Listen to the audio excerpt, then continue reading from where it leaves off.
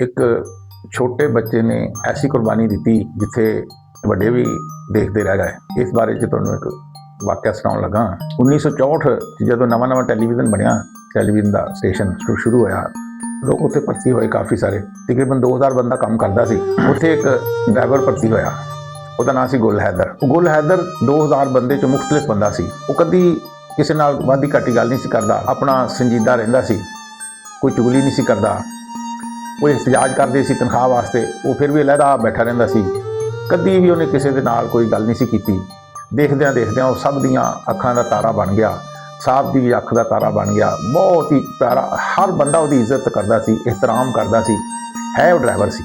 चलद्या चलद्या उसका एक बेटा सी, वो थोड़ा जिहा वड्डा होया ते उन्होंने भी उत्थे टैलीविजन दे विच एक केबल चुकण वाले जिहड़े कैमरे दे नाल तार नहीं हुंदी लंबी सारी, वो तार चुकण वास्ते उन्होंने भी नाल रख लिया।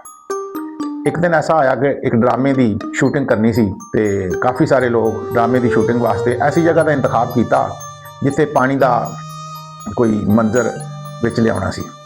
काफ़ी सारा पानी, कोई डैम सी या दरिया सी, उत्थे चले गए।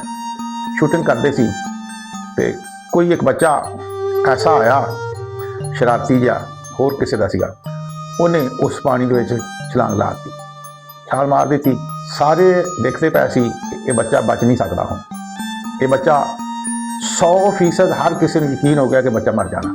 वड्डे वड्डे बंदे 2000 बंदा उत्थे खड़ोता, किसी बंदे की जरूरत नहीं हुई कि उस बच्चे को बचा लीए। पानी काफ़ी गहरा सी। वो बच्चा जिहड़ा गुल हैदर का बेटा सी, नवा भर्ती होया सी केबल चुकण वास्ते, उस बच्चे ने देखा कि बच्चा तो मरदा पिया, उन्हें पिछे छलांग ला दी। उन्हें भी पिछे छाल मार दी। उन्हें उन्होंने दबोच लिया जाके, ऐसा कोई तरीका लाया, उस बच्चे ने उन्हें बचा लिया, लेकिन आप मर गया। आप उन्हें अपनी जान की कुर्बानी दे दी थी, उस बच्चे ने उन्हें बचा लिया। दुनिया सारी वेखदी रह गई कि वड्डियां नूं इत्थे छालां मारनियां चाहिदियां सी, ये वड्डियां दा काम सी।